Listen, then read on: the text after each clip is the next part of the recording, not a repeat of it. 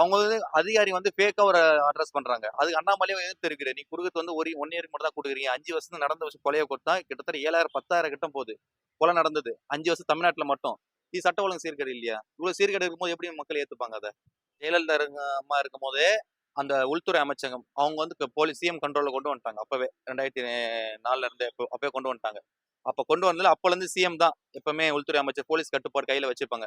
இன்ன டேட்ல வரைக்கும் அவங்க இப்போ அமைச்சுக்கிற தளபதி ஆட்சி வரைக்கும் சிஎம் கண்ட்ரோல்ல தான் போலீஸ் இருக்குது. அந்த கண்ட்ரோல்ல இருந்த 5 வருஷமா திமுக கையில இருக்கும்போது அவங்க என்ன பண்ணாங்க? அதான் கேள்வி. அவங்க எதுவுமே பண்ணல. போலீஸ் வந்து நடவடிக்கை சரியில்ல. அவ்வளவுதான் சொல்லணும். போலீஸ் தப்பு சொல்லல. பட் அவங்க எடுக்க நடவடிக்கை சரியில்லை. சட்ட ஒழுங்கு சீர்கேட காரணமே போலீஸ் தான் சொல்ல முடியாது. அதிகாரி மேல் அதிகாரி அவங்களுக்கு மேல அவங்க விதையா போட்டாங்கல்ல அது சட்டசபையில வந்து அவ குரூப்ல நீக்காம இருந்தது யார் தப்பு?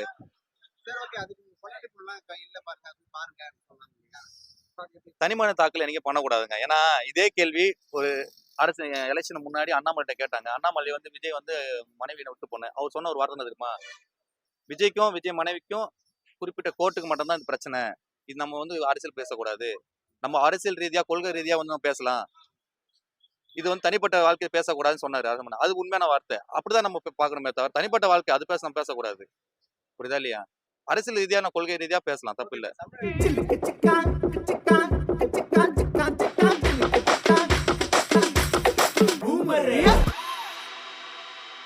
வந்து அவர் பேசுன்னு சொன்னவங்க எல்லாரும் முன்னாடியும் நல்லா பேசிட்டாரு. ஆனா ஏன்னா அவர் வந்து அங்க பேச மாட்டாரு, இங்க பேச மாட்டாரு, வேற பிரச்சார வேன்ல மட்டும் தான் பேசுறாரு, பிரச்சாரம் பண்ணும் போது மட்டும் தான் பேசுறாருன்னு சொன்னாங்க. அவர் பேசுன்னாங்க, கடைசியில அவர் பேசிட்டு போயிட்டாரு. சினிமா டைலாக்லாம் விட்டுட்டு இருக்காரு. தமிழ் முதலமைச்சர் பண்ணக்கூடிய 50 வருஷம் அரசியல்லயே சினிமா டைலாக் தான் பேசினாங்க. இதுக்கு முன்னாடி இந்த ஆட்சியிலே வந்து உதயநிதியை பாராட்டுறது, உண்மையை சொல்ல போனா அவர் ரொம்ப ரொம்ப தூக்கி பிடிச்சி சினிமா டைலாக் தான் பேசினாங்க. உதயநிதி பாத்தீங்கன்னா ஒரு அமைச்சர் தெரியும், மதுரை அமைச்சர் எம் காந்தி தெரியும், மூர்த்தி தெரியும். அவர்லாம் சினிமா டைலாக் எப்படி பேசுறது தெரியும். உதயநிதி அப்படி தாளாட்டினாரு, சீராட்டினாரு, எல்லாம் பண்ணாரு. அதெல்லாம் உங்களுக்கு தப்பு தெரியலையா? இவர் பேசுறது உங்களுக்கு தப்பு. போன ஆட்சியில பண்ணது. போன ஆட்சி உதயநிதி அப்படி தூக்கி பேசினாங்க அவங்க. அது சினிமா டைலாக் தான் பேசினாங்க அவங்க. புரியல சார். விமர்சனம் பண்ணிதான் ஆகணும். ஃபர்ஸ்ட் டைம் பேசுறாருல்ல, அவர் என்ன பேசினாலும் விமர்சனம் தான். ஏய் அப்படின்னாலும் விமர்சனம் தான், வான்னு சொன்னாலும் விமர்சனம் தான். நல்லா புரிஞ்சுக்கங்க. விஜயகாந்த் வந்து அவர் வந்து அவர் அரசியல் ஃபெயிலியர் ஆனது காரணமே மீடியா தான். மீடியால எப்ப பேசுவார் பார்த்தவரு பேசினே இருந்தவரை பேச வச்சு அசிங்கப்படுத்தி கேவலப்படுத்தி அவமானப்படுத்தி ரொம்ப ஒரு அடிமட்டத்தை கொண்டு போயிட்டாங்க. அந்த மெத்தட் வந்து விஜய் ட்ரை பண்ணாங்க. விஜய் வந்து அதுக்கு நகர்ந்துட்டாரு. கடைசி வரைக்கும் மீடியா மீட் பண்ணாம நான் ஜெயிச்சு காட்டினாரு. இப்பயும் வந்து திருப்பி பேசுன்னு எப்படி பேசுவார் அவரு? ஓகே, நீங்க சொன்னதா ஓகே. இப்போ போன ஆட்சியில வந்து ஆளுநரே வந்து திமுக வந்து வெளியேற்றப்பட்டது. இப்போ தாவேக்கானால திமுக வெளியேற்றப்பட்டது சட்டசபையில இருந்து அப்படின்னு ஆளுநர் வெளியேற்றத்துல ரொம்ப ரொம்ப தவறான விஷயங்க. ஏன்னா ஆளுநர் வந்து ஒரு மாநிலத்துல வந்து முதலமைச்சர் அமைச்சர் யாருமே இல்லாம இருக்கலாம். ஆனா ஆளுநர்ல இருக்க முடியாது. ஒரு மாநிலத்தை ரன் பண்ணனா புரியுதா இல்லையா? ஆளுநர் கட்டாயம் தேவை. இது நான் சொல்லல. அப்ப கலைஞர் இருக்கும் போதே சொன்ன வார்த்தை அது. ஆளுநர் இல்லாம மாநில அரசு நடக்காது. அந்த ஆளுநர் அவமதிப்பு பண்றதுல வந்து ரொம்ப ஒரு தவறான விஷயம்.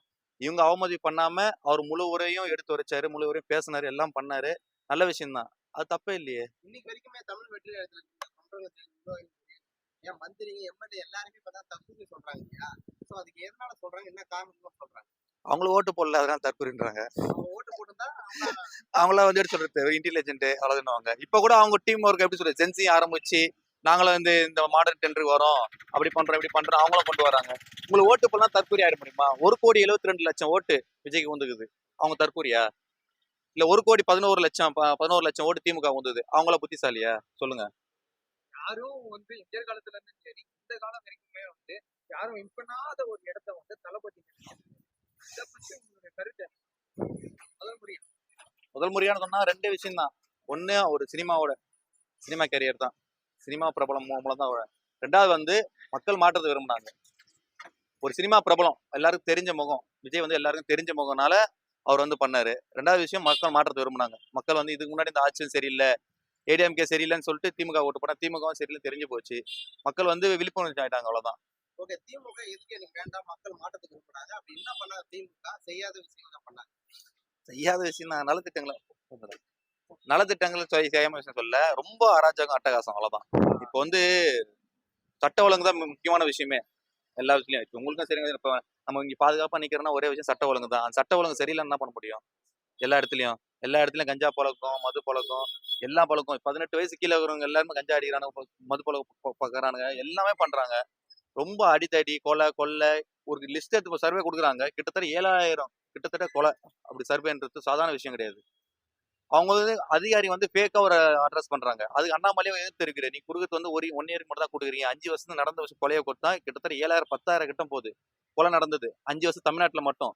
இது சட்ட ஒழுங்கு சீர்கேடு இல்லையா? இவ்வளவு சீர்கேடு இருக்கும்போது எப்படி மக்கள் ஏத்துப்பாங்க அத? ஓகே, நான் திமுக ஆட்சியில வந்து போலீஸ் கண்ட்ரோல் தளபதி சட்டசபையில கேட்டிருக்கேன். அந்த போலீஸ் கண்ட்ரோல் யாருடைய கண்ட்ரோல் இருக்குது? உங்களுடைய கண்ட்ரோல் இருக்கு. அந்த போலீஸை வச்சு மக்களுக்கு என்னென்ன சேவை பண்ணணுமோ அது பண்ணல. இப்போ மட்டும் என்ன கூறியிருக்கீங்க அப்படின்னு. முன்னாள் முதலமைச்சர் ஜெயலலிதா அம்மா இருக்கும்போதே அந்த உள்துறை அமைச்சகம் அவங்க வந்து போலீஸ் சிஎம் கண்ட்ரோல்ல கொண்டு வந்துட்டாங்க. அப்பவே 2004ல இருந்து அப்பவே கொண்டு வந்துட்டாங்க. அப்ப கொண்டு வந்ததுல அப்பல இருந்து சிஎம் தான் எப்பவுமே உள்துறை அமைச்சர் போலீஸ் கட்டுப்பாடு கையில வச்சிருப்பாங்க.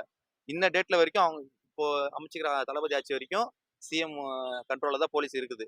அந்த கண்ட்ரோல்ல இருந்த 5 வருஷமா திமுக கையில இருக்கும்போது அவங்க என்ன பண்ணாங்க? அதான் கேள்வி. அவங்க எதுவுமே பண்ணல. போலீஸ் வந்து நடவடிக்கை சரியில்லை, அவ்வளவுதான் சொல்லணும். போலீஸ் தப்பு சொல்லல. பட் அவங்க எடுக்க நடவடிக்கை சரியில்லை. சட்ட ஒழுங்கு சீர்கேட காரணமே போலீஸ் தான் சொல்ல முடியாது. அதிகாரி மேல் அதிகாரி அவங்களுக்கு மேல இருக்கிற அரசியல்வாதிங்க உத்தரவு கொடுக்காம இருக்கலாம். அவங்க கீழே இருக்கிற அதிகாரி வந்து செயல்படாம இருக்கலாம். அதனாலதான் சட்ட ஒழுங்கு சீர்கெடுது. அது மக்கள் யாரு அதிருப்தி ஆகும்? ஆட்சி மேலதான் அதிருப்தி ஆகும். போலீஸ் மேல அதிருப்தி ஆகுமா? அதான் முக்கியம் சொன்னேன். ஓகே, நான் சட்டசபையை விட்டு வெளியே வந்த உடனேயும் பேட்டி கொடுத்தாங்க உதயநிதி. உதயநிதி பேட்டி கொடுக்கும்போது என்ன சொன்னாருன்னா, முன்ன சட்டசபை போற காலத்துல பாத்தீங்கன்னா சினிமா ஷூட்டிங் மாரி மாறும்போது விஜய பத்தி சொல்றாரு. அது தப்பா ரைட்டா? இது முன்னாடி அப்படிதான் இருந்தது. நீங்க நடிச்ச 5 படத்து உதயநிதி அண்ணா நடிச்ச 5 படத்து பேர் சொல்லி தானே அமைச்சர்கள் எல்லாம் பாராட்டினாங்க உங்களை எல்லாரையும். அப்ப எங்க போனீங்க? அப்ப சொல்ல வேண்டியதானே சட்டமன்றத்துல அரசியல் பேசாதீங்க, சினிமா பத்தி பேசாதீங்க சொல்ல வேண்டியதானே. இன்னைக்கு வந்து அட்லி கதையெல்லாம் பேசுறாங்கல்ல. இதுக்கு முன்னாடி அவர் நடிச்ச 5 படமும் பேசுனாங்க சட்டசபையில. இல்லன்னு சொல்லுங்க. அவர் நடிச்ச 5 படத்தை 6 படத்தையும் வந்து பேசுறாங்க. உட்காந்து இப்படி நடிச்சாரு அப்படி நடிச்சு அமைச்சர்கள் தான், முன்னாள் அமைச்சர்கள் தான். அதுல விதைய போட்டது அவங்க தான் சட்டசபையில. அவங்க விதைய போட்டாங்கல்ல, அது சட்டசபையில வந்து அவ குரூப்ல நீக்காம இருந்தது யார் தப்பு? சரி, ஓகே, அதுக்கு இல்ல பாருங்க தனிமனித தாக்கல் என்னைக்கு பண்ணக்கூடாதுங்க. ஏன்னா இதே கேள்வி ஒரு அரசு எலெக்ஷன் முன்னாடி அண்ணாமலை கேட்டாங்க. அண்ணாமலை வந்து விஜய் வந்து மனைவியை விட்டு போனேன் அவர் சொன்ன ஒரு வார்த்தை என்ன தெரியுமா? விஜய்க்கும் விஜய் மனைவிக்கும் குறிப்பிட்ட கோர்ட்டுக்கு மட்டும்தான் இந்த பிரச்சனை. இது நம்ம வந்து அரசியல் பேசக்கூடாது. நம்ம அரசியல் ரீதியா கொள்கை ரீதியா வந்து நம்ம பேசலாம். இது வந்து தனிப்பட்ட வாழ்க்கையை பேசக்கூடாதுன்னு சொன்னாரு.